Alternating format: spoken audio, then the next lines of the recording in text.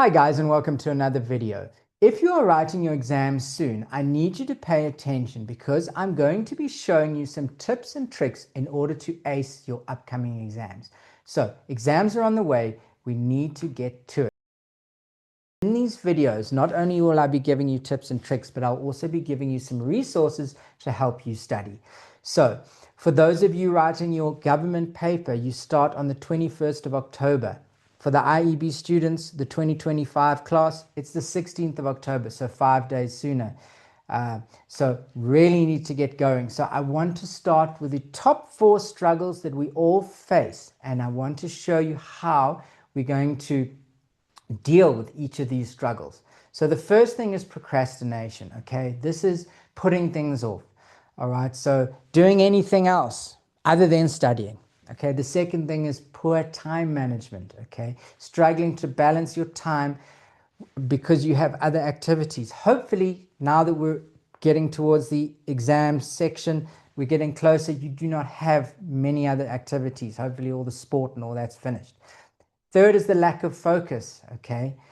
Getting easily distracted by phones, noise, multitasking, making it difficult to absorb information because you've got all these things going on. Okay, so we're going to figure out how we're going to get rid of those and focus. And then 4 is exam overwhelm. Okay, this comes from those first 3 all beginning to take its toll when it gets really close to exams and you have this exam overwhelm where you're just feeling anxious and it's just like it's too much. Okay, we're going to show you how to deal with that.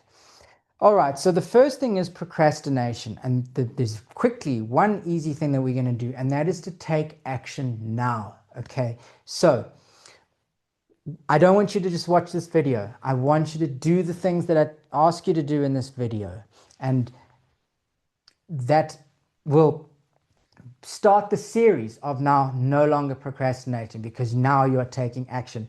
So if you stumbled across this video and you're watching other things, you were meant to see this video. It means that you need to take action now. So the first thing in the take action now is going to help you with the poor time management, and that is to put together a study timetable. If you have already done that, fantastic. But I want you to watch because I just want to make sure that you've done all the correct things when you've put your study timetable together. So we're going to go through this.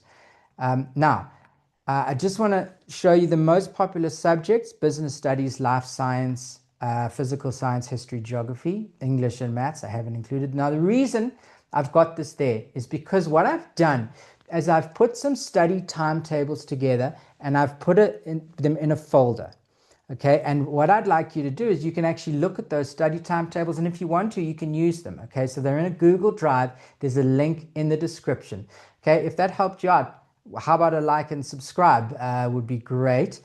And also, if you're doing subjects that I haven't put there, please put that in the comments. Okay, when you comment on the video, it really helps the channel. So also please just put the comments what you are writing and how you're feeling about the upcoming exams. Now, the timetable, we want to look at the 3-1 rule when we put our timetable together. What does that mean? Still filming? Yep. 3 sessions, okay? 3-1, okay, so 3-1.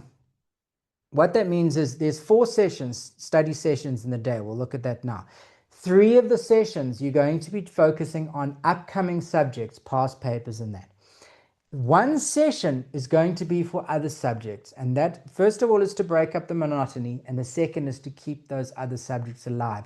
You do not want to focus all your attention on one subject and then get to another subject and find, oh boy, I no longer have any time to study for that, and now you sitting there the night before having done nothing on that subject. So that's part of the study timetables that I've put in as I said, in the description, where I've actually gone through it in a study exam timetable example so that you can see how I've balanced all the different subjects. Okay, so if you've already done your subject study timetable and you want to just check it on what I've done here, I've put in 4 sessions. Okay, the morning session, you wake up. Now, you want to be doing the most difficult subjects in the morning, your maths, your physics, because those studies show that you are most productive with those difficult subjects in the morning. At the end of the day, when you're tired, it's harder to solve those harder math problems. I haven't put times in there because everyone's a little bit different. So I want you to pause the video now and do your study timetable and then come back. Okay, because that's part of taking action now. Don't think I'll make the study timetable, or make it now.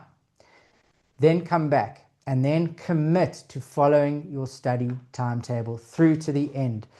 Okay, the third thing is now the lack of focus. Okay, and what we're going to do to take away this lack of focus is to identify the distractions that are distracting you. Okay, so this could be friends. I've got a few pictures here, phones, social media, all that sort of thing.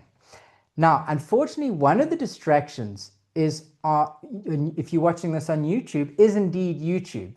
Okay, and so what I've put here to remove the distractions, I've said no social media. Okay, so no TikTok, none of that stuff that doesn't actually help your studies. Now, no TV, unless it's education channel and you're watching past papers. No gaming. The phone must be off unless you're using it for studying.